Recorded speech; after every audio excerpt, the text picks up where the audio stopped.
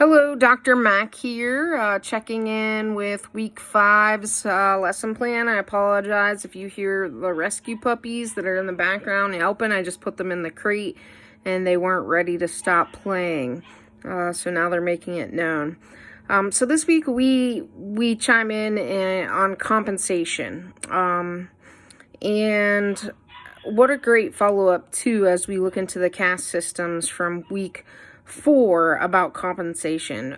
We've seen over the past couple years that compensation equates value. We see the UN and the United States working for equal pay for equal work initiatives, U.S. women's soccer, because of this severe gender gap when it comes to pay and assigning value to a culture or person to be a less than. And I think it's a great follow-up as far as compensation. I mentioned last week I really love a book by Lencioni called The 3 Signs of a Miserable Job. And one of those is evaluation and measurement. And evaluation and measurement are linked so much to compensation. I once was at a job where I worked for 10 years and never got a raise. And after 10 years, they gave me a raise. And after that, I hadn't seen a raise in 3 more years. And, you know, when anybody inquired about it, you know, they were responding with, "We just gave you one 3 years ago." And so, you know, I use that as an example because evaluation and compensation are so heavily intertwined. You know, it comes from fairness, from value, from work, from satisfaction, and it's directly tied to performance management. You know, there's only so much that you can do for free cake in the break room, right? Or a birthday card.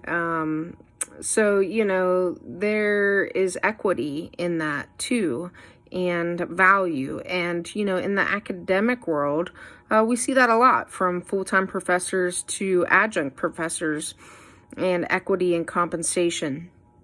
And so, you know, it's a little bit more of some ethics and ethical frameworks as well. You know, what is equitable as far as compensation, man versus woman, full professor versus adjunct professor, etc. And so compensation is complex, as we read about this week.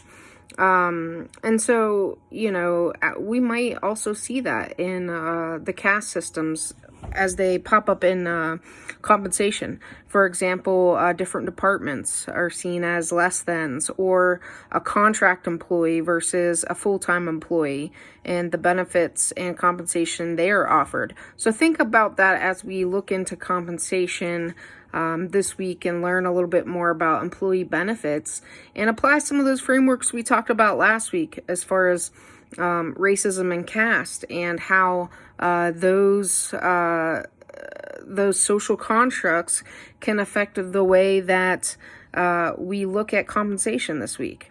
And so I just wanted to drop in with just a simple example and share my thoughts on it. And of course, I'm always available by email, phone, smoke signal, kite, paper airplane, whatever it is. But again, feel free to reach out, and I hope you enjoy this week's content.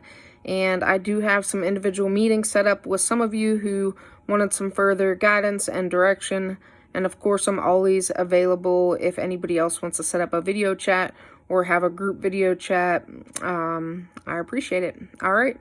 Well, take care, y'all, and we'll talk soon.